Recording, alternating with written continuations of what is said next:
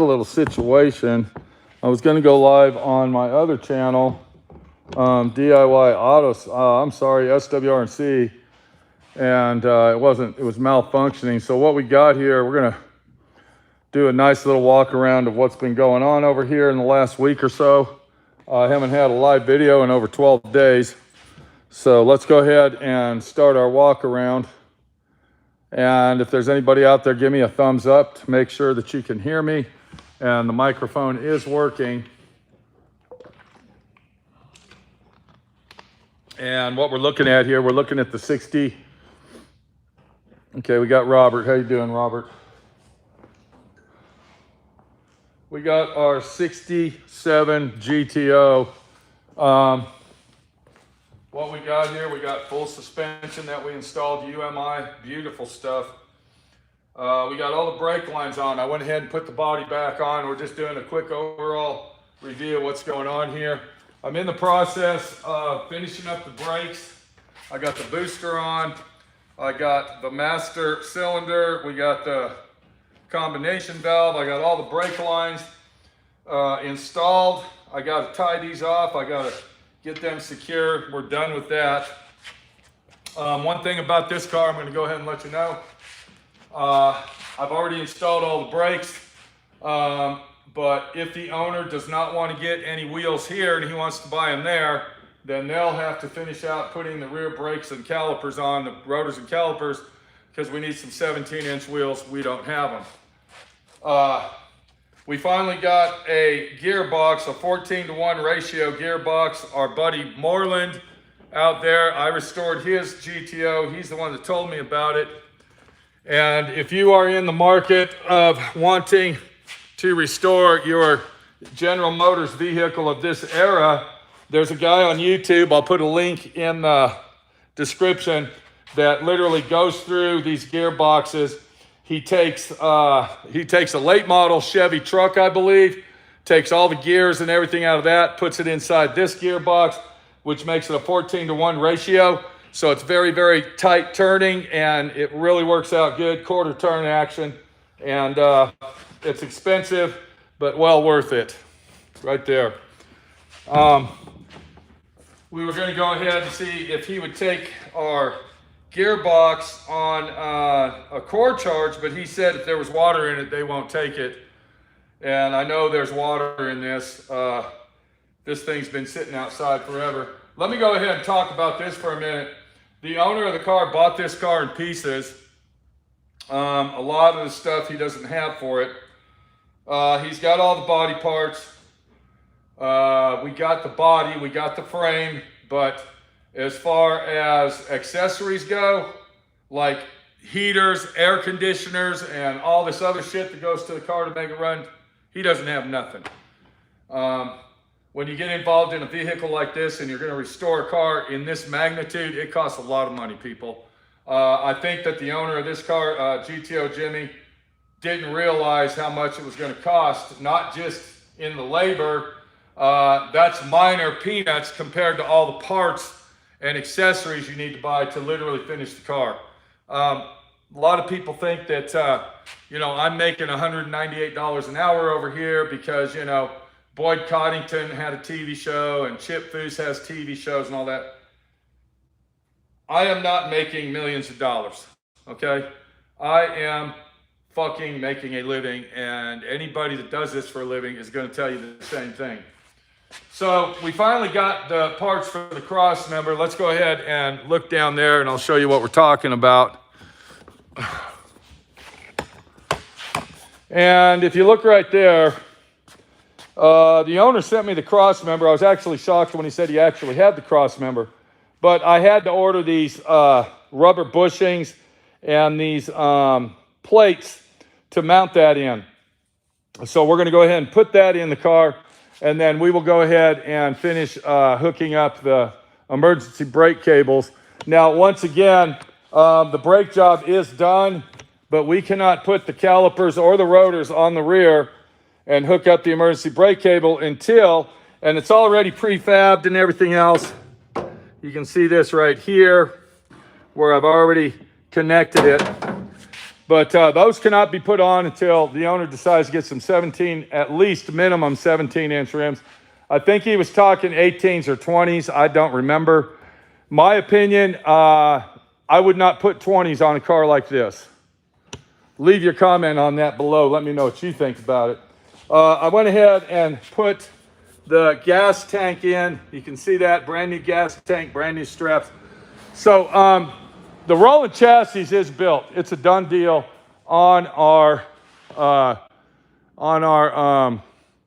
GTO.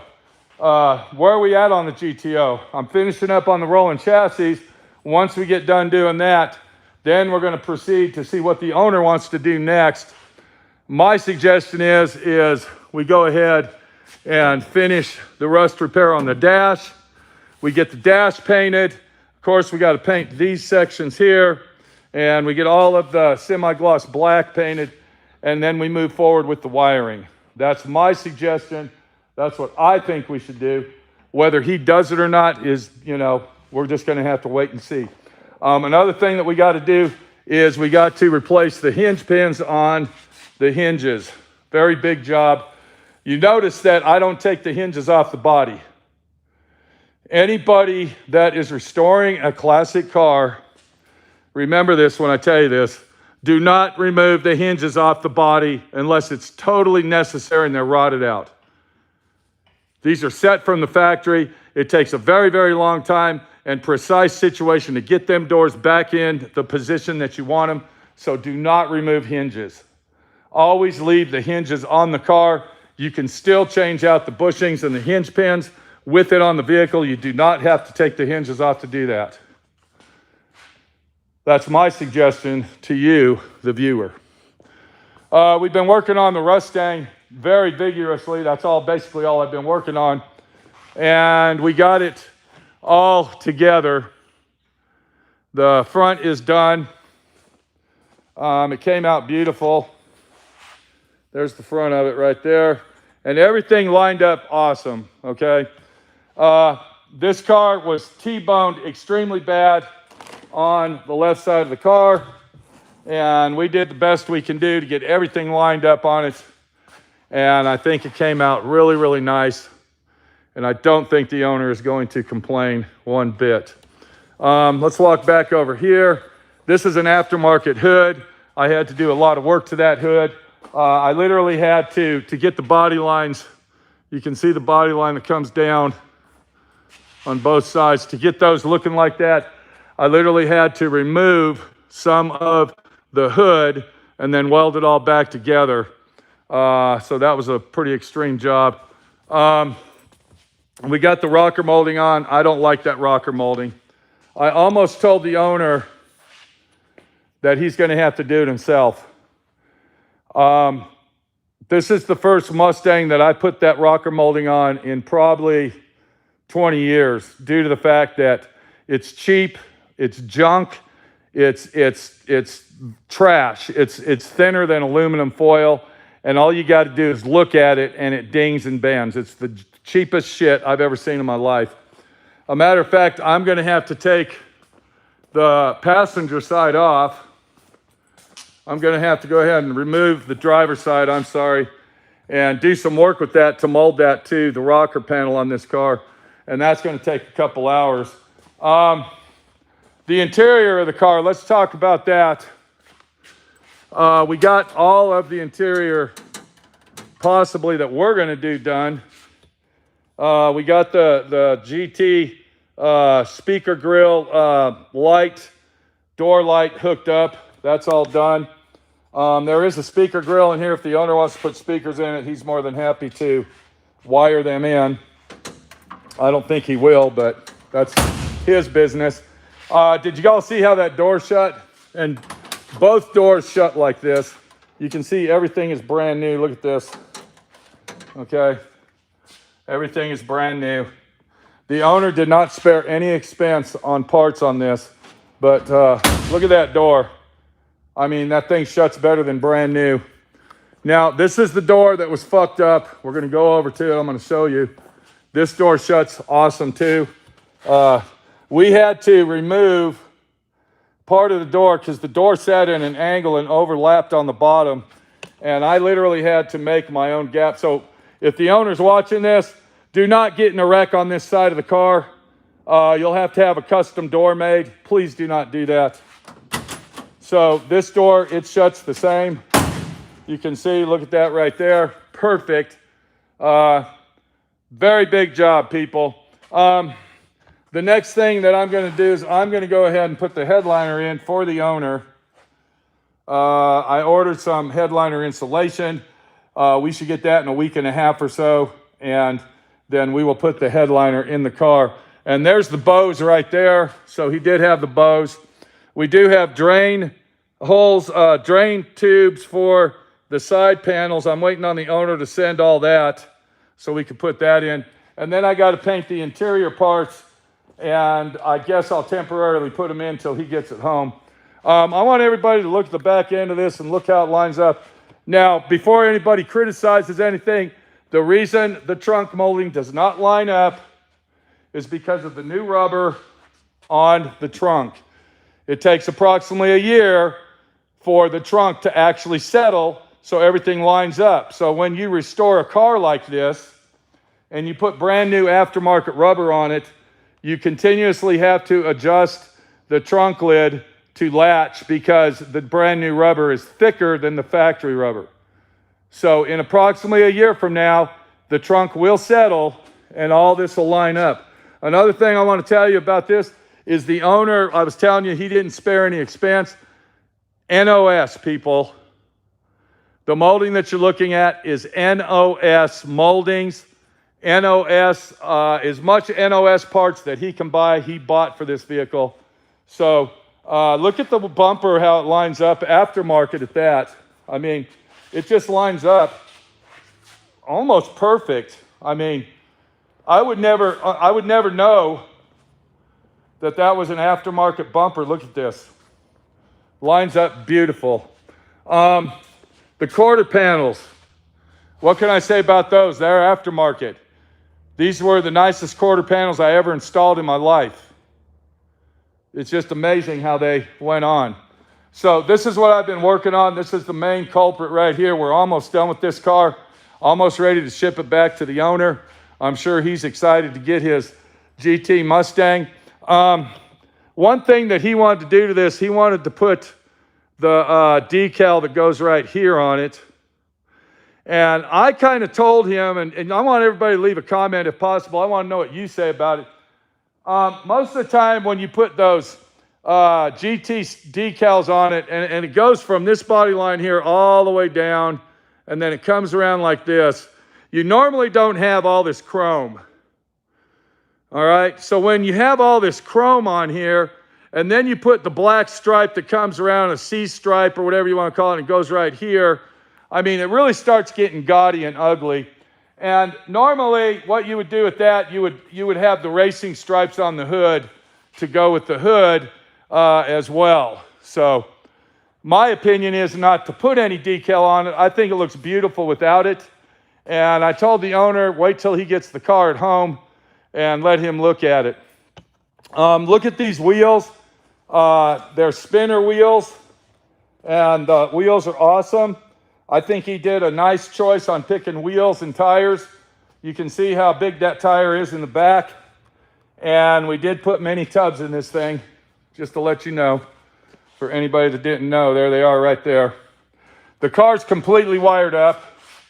The owner will have to finish out the wiring at home on the digital gauges, engine installation, and air conditioning.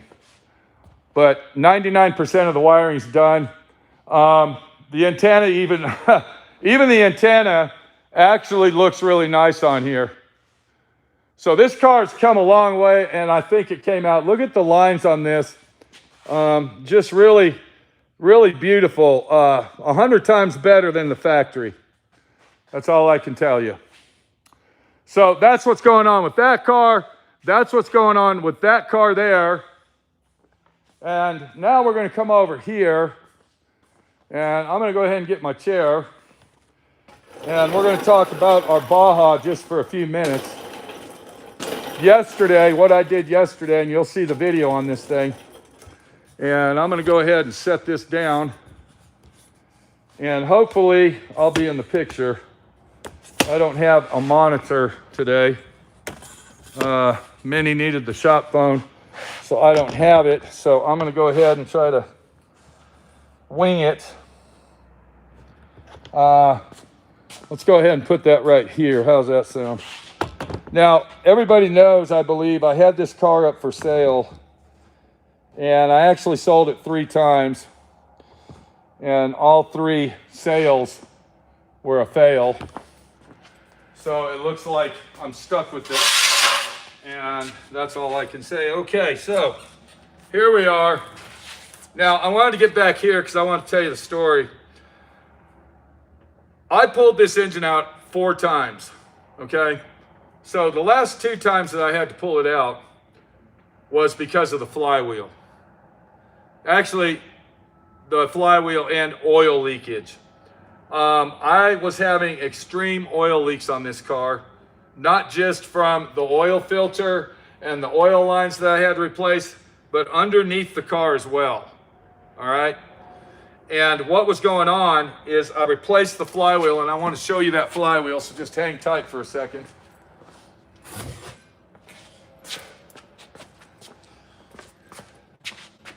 And this is our old flywheel right here. And I didn't have any choice but to replace the flywheel. And you can see right there that the gears were just shot to shit. And I actually bought 2 of these flywheels. One of them didn't work at all. I ended up throwing it away. It cost $178. It was supposed to be the most high-tech fucking flywheel you can buy. So I ended up buying an empty flywheel that looked pretty much similar to this one, and that one actually worked. Whoever put this flywheel in, you can see they put silicone.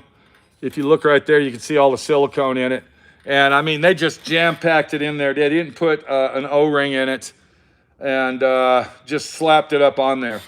So in turn, from this being a race car, I figured, well, they used silicone on it before, so I'm going to go ahead and use silicone on it, and I'm not going to put the O-ring in. Well, that was a big fucking mistake. That was a very, very big mistake. And I also bought a oil seal from CP1, I believe it is, out in California, C1P or CP1, look it up. Made in fucking Taiwan, of course, I'm sure. And I put those 2 combinations in there with the silicone, the brand new seal, and that thing was pouring oil out faster than you can actually put it in the engine. It was a fucking disgrace. Every time I would drive it, I would have to, I mean, it would be leaking oil coming down the road and on my concrete driving in is how bad it was leaking. So I told Minnie, I said, okay, I'm going to order a German oil seal, made in German oil seal, and I'm going to go ahead and get the fucking O-ring. So I went ahead and ordered the German oil seal. Now, in between all the time that I was having flywheel problems, somebody contacted VWDARRIN because when I pulled the engine out, I looked at the back of the engine and there was a spot that was welded up on the case, and I didn't know what that was. I've never owned a race car Volkswagen in my life, so I didn't know what it was. I thought that the case was cracked, and instead of replacing the case, they just welded up, and it was on the number 3 cylinder over there. And what we found out from VWDARRIN is they weld these old cases up for strength on the number 3 cylinder because of the heat. I believe that's what it is, because the number 3 is the cylinder that gets the hottest and is the weakest. Now, we still have engine problems with it. It has a blow-by coming out of the breather up on top, and I'm presuming that it's over here on this side. It's either number 1 or number 2 piston that has bad rings on it, and we're going to take care of that problem later. We're not doing it now. But yesterday, what I did yesterday, and VWDARRIN made a very, very detailed and explicit video basically on what I have, and I want to thank VWDARRIN for that. That was nice of him to do that. And I really learned a lot from that video that he made. He really, you know, told me a lot about it. And he also said that when they welded those up, it's basically a 50-50 chance that they oval shape or warp the opening where the seal goes in. Well, I crossed my fingers and I was praying for the best, and I took that German seal and I put it in there. And another thing that I found out from my buddy Murphy that runs Qualitat Volkswagen in Dallas, Texas, I called and asked him, and he said, did you flush mount the oil seal? And I said, yeah, that's how I do it all the time. He said, with the flywheels that they have today, you cannot do that. You have to go around and push it all the way in as far as it'll go until you see a little lip of the casing. And I said, why is that? He said, because the new flywheels will eat the seal up. So sure enough, and you'll see this in the video, sure enough, he was right. The new flywheel ate the seal up on the bottom of it, and that was part of the problem, besides the silicone action, while we were having extreme leaks. Now, it was leaking oil before I pulled this flywheel out. It was leaking oil, but it wasn't leaking as bad until I put it back in. And I'm thinking it was because of this fucking silicone that this guy put on here instead of using the fucking O-ring. Because I put the O-ring on it and I put a seal on it, and now it doesn't even leak a drop of oil. You can, if you can see the oil pan under here, there's not even a drop of oil under it. And I'm going to put my skid plate back on it. So here's our skid plate that goes on the car right here. And this actually works. You can see how dented and crashed up it is. So yeah, we'll be putting this back on, and that covers the engine and the transmission. I'll go back on the car here in a few minutes. But yesterday I did pull the engine out. I took the flywheel off and the clutch. I had to clean all that shit with carburetor cleaner and brake cleaner spray because they were saturated with oil. I cleaned the transmission out. I cleaned the engine out.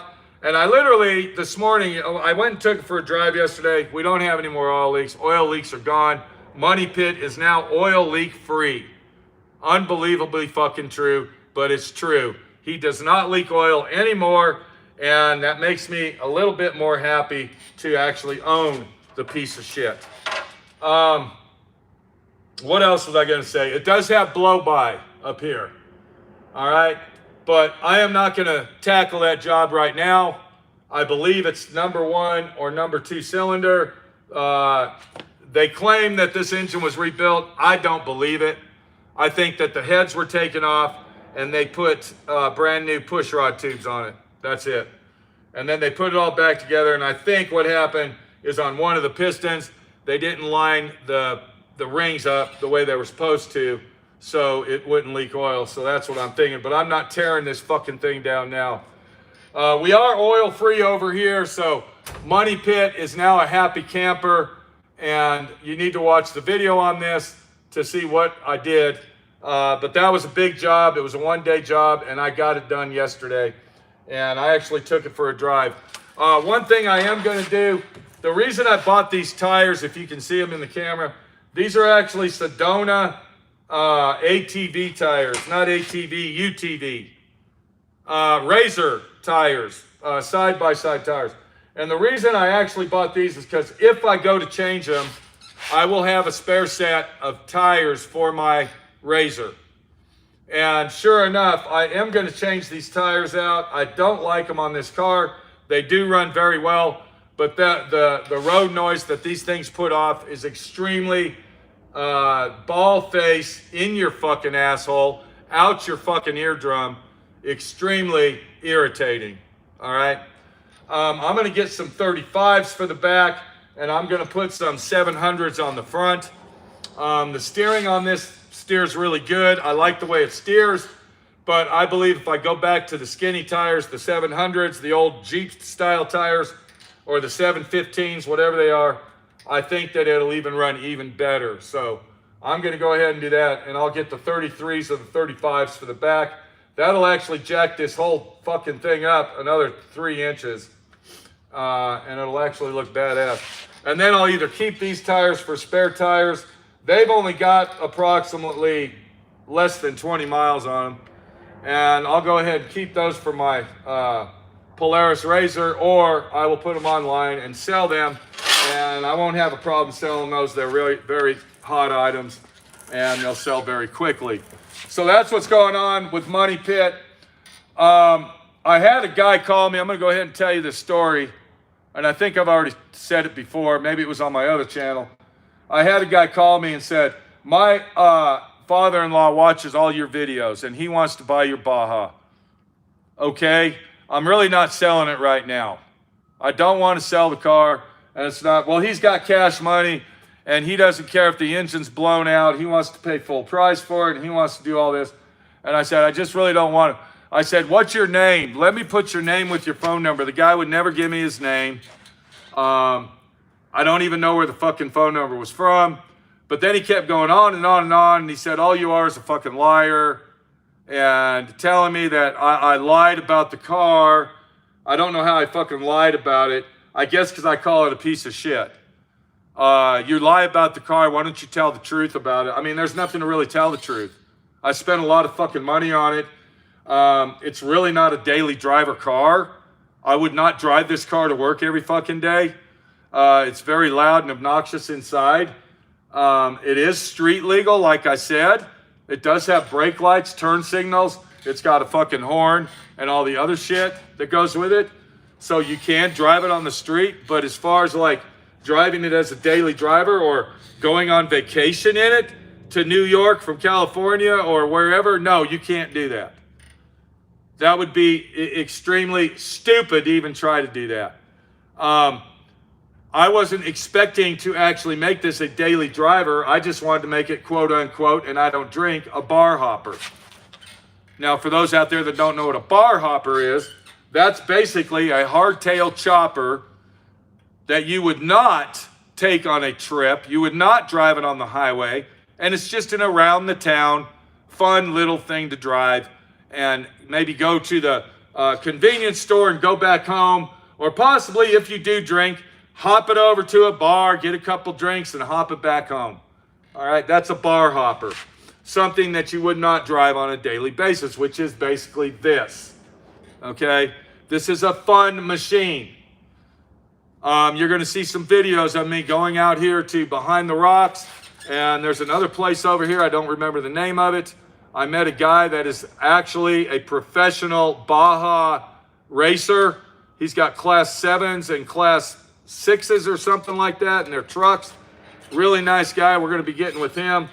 I don't know if I'll be able to keep up with him or not. He actually gives people rides, does Baja rides. He charges people to go in he's got machines that are like $250,000.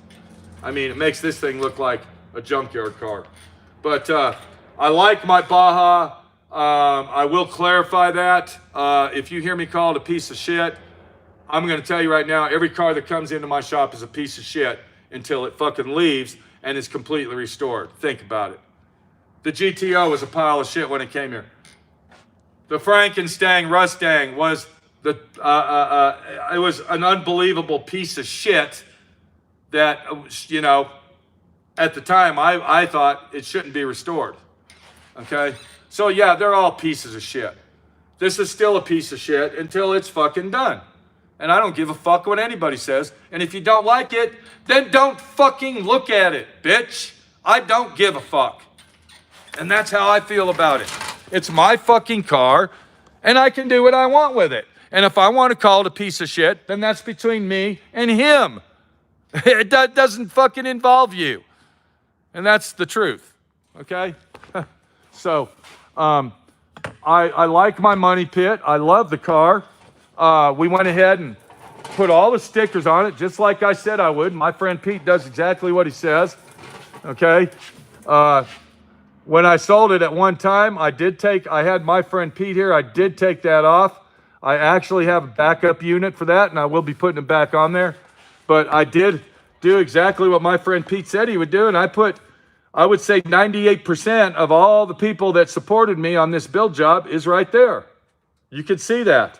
Why would I fucking lie and bullshit? It's kind of like this. This is the guy that owned the car. He's the original owner of this car. He's the one that actually had this car built to what it is. I don't think he really wanted to get rid of it, but he did. And he loved the car at the time, but it's my car now. And it's not his fucking car, it's my fucking car. All right? You see the interior on the car. All right, let's look at the back here. You kind of see the noise option that you got. It's an open class fucking race car. Okay, that's what it is. Love it or leave it. I don't give a shit.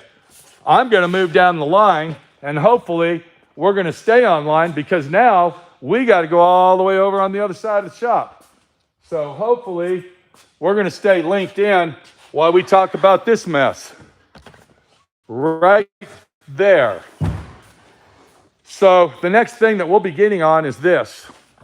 I'll have to pull the engine out again. I told the owner I would do it one more time. I am not going to do it any more than one more time. That will be the last time. He's going to have to buy $2,200 worth of parts to gamble, to make a gamble that it will work. He's willing to do that gamble, so we're going to go ahead and take the engine out of that. I do not want to do it. I'm not looking forward to it, but I am going to do it. All the interior is now complete. The last time that we saw these seats, they looked like dog shit.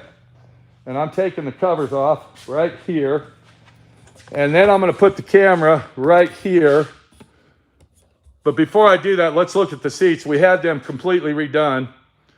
And you can see they look brand new. And everything lines up now. Can you see that, people? Everything lines up. Hello. It's got all the factory trim on it.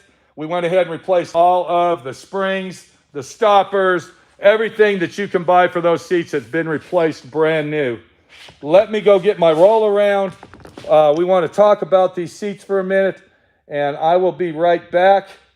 Go take a break in the little room, and let me do what I got to do to finish this out.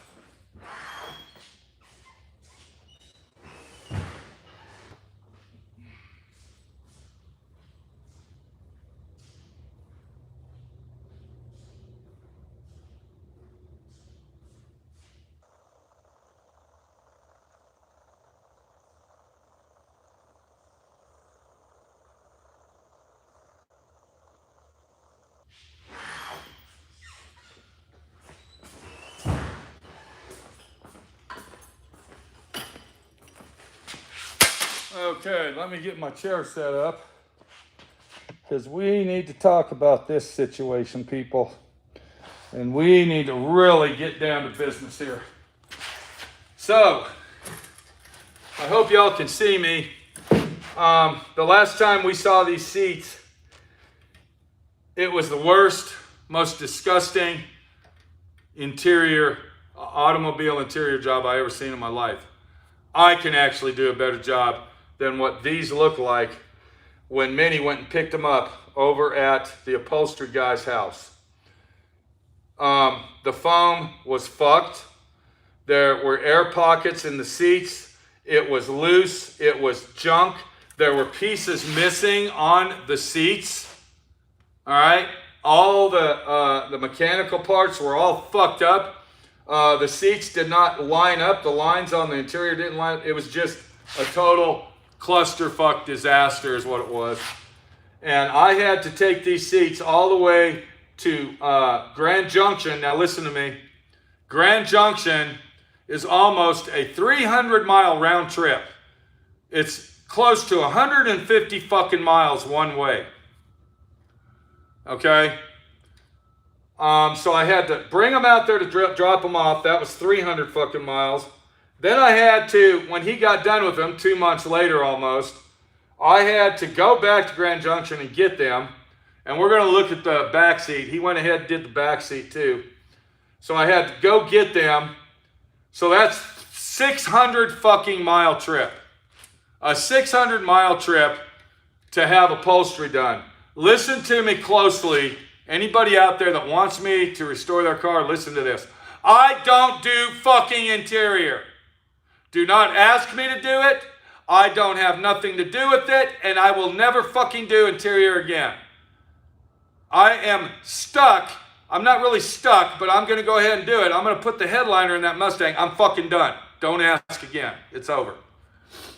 Now, I only charge the owner $200 for delivery service for 600 miles of driving, wear and tear on my vehicle, and food and gas.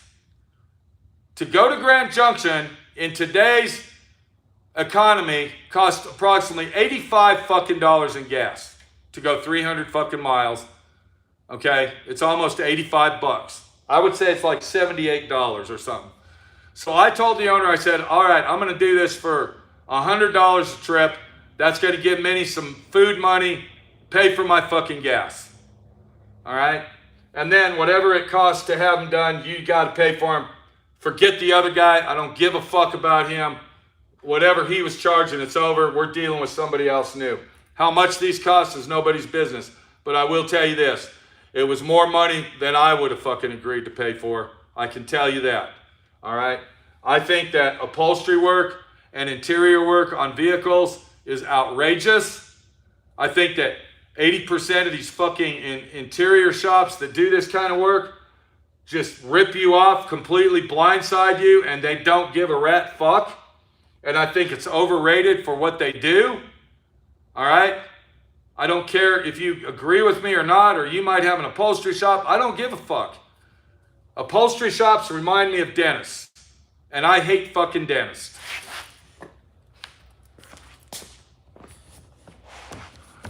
So we're still hooked up, it looks like. We're going to come over here. And once again, let's go on this side of the car. We did get the back seat done. It came out beautiful. I don't know if we're going to be able to look at it or not, but we're going to try to. And I'll be putting the back seat in pretty soon. But you can see the back seat is done, and it looks really, really nice. And the guy did a nice job. He replaced all the burlap. He put all brand new foam in it and did an awesome job, so it is done. Yeah, big fucking joke right there. So that's kind of the skinny of the fat boy situation and what the fuck's going on at SWRNC, D.I.Y. Auto School. And tomorrow I will be regrouping on what the fuck's going on and what I got to do. I can't work on the Mustang right now. Before I can work on that, I got to get that insulation to put the headliner in. Let me get my camera set up here, and we'll be right back.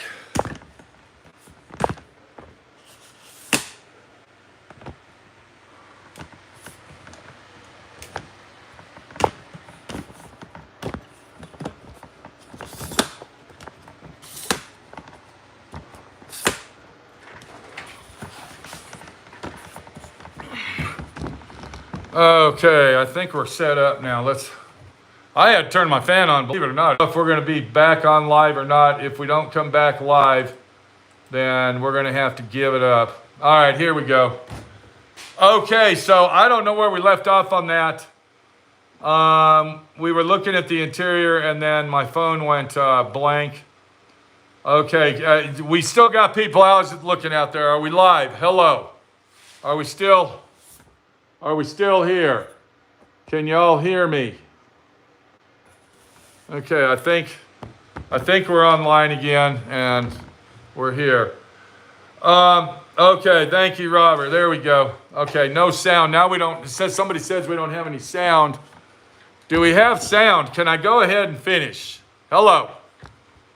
If we have sound, let me know. Okay. Someone said we don't have sound. Okay, I have sound. Okay, there we go. All right, so let's get back to the story. We got to get going. My phone is on hot mode right now, and I definitely don't want my phone to blow up. What we got to say here, people, is a lot of actions going on. And what was I going to say? I forgot now. Okay, what I was going to say, take two, is we got a lot of action going on, but we also got something else going on. And it's called finishing what you start. One of the reasons I took my car off of the market, I'm going to go ahead and tell you, is because I wasn't done with it. And I didn't want to sell it in the state of the way it was, leaking oil, not driving properly, and all this other shit. So I took it off the market. I did give the money back to the people that gave deposits. And the situation is that I do not screw people around. I don't fuck them around. And I do what I say I'm going to do. Now, our buddy up in New Jersey with the Mustang, I was going to take his car to this upholstery shop out in Grand Junction. But if you saw this upholstery shop, and I'm going to tell you right now, the guy does awesome work out there. Okay, they do beautiful work. But he has got so much shit in that shop, I would not even be, I would be scared to leave the car there, that it would get scratched or dented or something would happen to it. So another thing is he basically said he really didn't want to do it. And he had a lot of other shit to do. And I mean, I had the seats there for 2 months. How long is he going to keep the car? You know, how long? Think about it. So we're not going to leave the car there. And I'm going to end up putting the headliner in, and hopefully it'll come out nice. But before we finish it out, we got to get this headliner insulation, and I got to glue that in. Always remember one thing, people. Start the job and finish the job. Don't leave people blindsided. I get so many calls every day of people that got fucked around at these body shops and, you know, lost a lot of money and all this other bullshit. I don't take money up front. The only time I take money is when I have actually done work to the vehicle. All right? And that's the way it goes. So we're going to end this up with a question. Let's go ahead and some people's left comments here. The sound, and it's humid, Pete. Yes, it is humid, Adam. Okay, we have sound. Okay, I need a beer. Okay, JC, it's a little bit early for that. You need to wait. Mustang wiring is not going to be finished with hands up. The wiring is done, and the owner has to do minor wiring once he puts the motor and transmission in. I can't finish the wiring job because we don't have a motor and transmission, sir. How the fuck can I finish it when I don't have all the shit? And I'm putting my hands up on that. Do you see that? There's my fucking hands. Let's see, Bad 66. Can a bench seat car be converted to split bench seat? I believe it can, okay? Everything is possible if you set your mind to it. Hi, Pete. Hey, Phil. How's it going? We got Robert Cranford. That's rare these days. Whatever we were talking about. Yeah, okay, I'll try to agree with you. A-Hill's with us. He actually went out to some of the mines out here that I showed him to go to. Brian Wayne. I missed you again, Pete. Hope you and Minnie are doing good. We're doing great. There's a video that I'll be loading up. I don't know if it's going to be on this channel or the SWRC. It's where I took, I had visitors over here, and I took the guy's son for a ride in my Baja. You need to see that video. It was an awesome video. The only thing that I regret is I didn't take a camera with me when I took him over to the racetrack over here. It would have been awesome. But yeah, the little boy had a lot of fun. I don't even remember his name. And you'll want to see that. I think it's hot everywhere, Shade and Miranda. This is Pete, my friend Pete. I'm going to let you go. I'm going to turn the camera around. William says, Pete's awesome. Thank you very much. I appreciate that. Always remember one thing.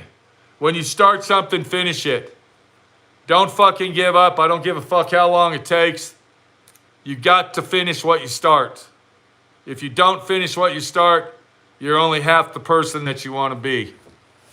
The question I'm going to ask, as we're looking at my beautiful artwork over here, we can go ahead and zoom in on that. That is for sale. Anybody that's interested in that, please contact my friend Pete. I would love to sell that. We got more artwork behind it. What I'm going to say before I hang up, I want you to listen to me close. I want to answer. Should my friend Pete